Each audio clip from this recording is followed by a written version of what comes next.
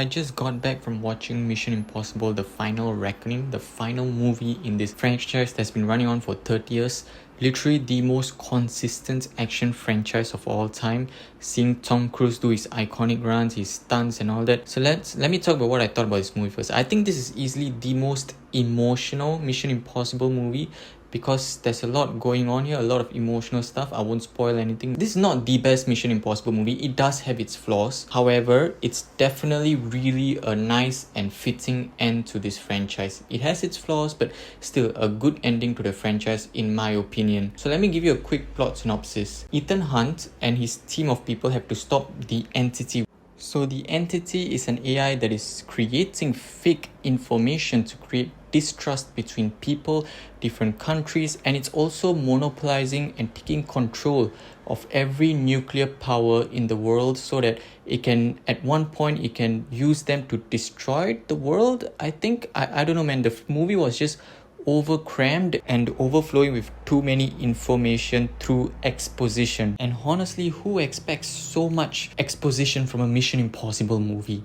It's an action movie. Why is there so much exposition here? Over-crammed with too many dialogue and too many things. It's really hard to discern these kind of things. Ethan Hunt and his team have to work together to bring this thing down. Oh yeah, and by the way, remember Gabriel from the previous movie? You know, Dead Reckoning. Well, it was called Dead Reckoning Part 1, but now it's just Dead Reckoning. Yeah, in that movie, he was working with the entity. In this movie, he's working against the entity and he wants to take control of the entity. So you all remember how in almost every Mission Impossible movie, there's this plot device, maybe like a bomb diffuser, or in Mission Impossible 3, if you all remember the rabbit's foot.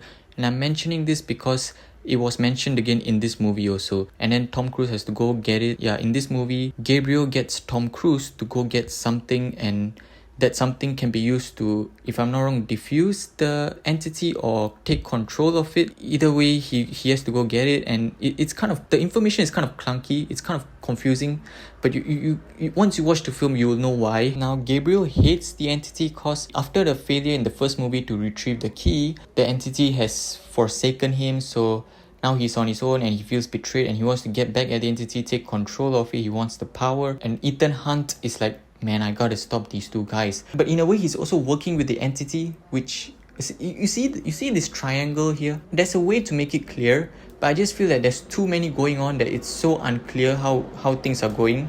But you get the basic gist of it, right? Let me tell you about the good stuff with this movie first. Of course, Tom Cruise doing his iconic runs, his stunts, as I said before, is really fantastic. And I watched this in the IMAX screen. I think this is the only Mission Impossible movie that I've seen on the IMAX screen, so the experience was really insane. Plane sequence at the end was just top notch, man. I think that might just be the best Mission Impossible stunt ever in the whole franchise. I think that's just the best, simply. And then there was an underwater sequence as well, which was really well done as well. There's tension, there's suspense. It makes you at the edge of your seat kind of thing. So it's really well written, really well directed, really well shot, beautifully shot. The visuals in this movie, the cinematography is really beautiful, I have to say. Not just the stunts, not just the underwater sequence, not just the plane flying and Tom Cruise hanging on it, not just that, but a lot of scenes in this movie are really beautifully shot. The cinematography is amazing. The supporting characters, Benji and Luther, and also the newer addition of characters like Pom Clementiev, Hayley Atwell, all that really great. I really liked all their roles. There's this new character, I forgot his name, I'll put a picture up on the screen.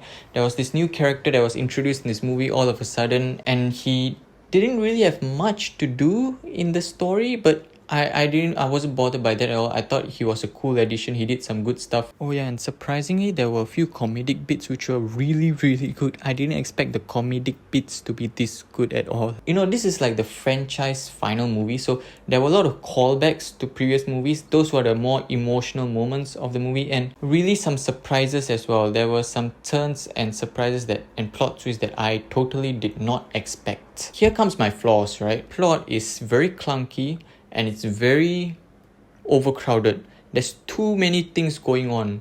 I think they should have just stick to a few things and then went on there, but there's just too many things in this one movie and they just squeezed it all together, and it's just very messy overall. And there's a lot of narration, a lot of dialogue going on here, and the main reason is because they want to get from point A to point B to point C, and then so there's something happens and then followed by narration, and then something else happens followed by narration, something else happens followed by narration. You see where I'm getting at? Let's just say that it's very messy. The movie structure is very messy, and the editing is a bit messy at the first half of the movie, but the second half really holds up. I think the second half of the movie is one of the best Mission Impossible stuff in the whole franchise. But the first half of the movie really besmirches the entire reputation of this movie, and it's really bothering me. But the second half really makes it up for it, and it delivers everything you want from this movie.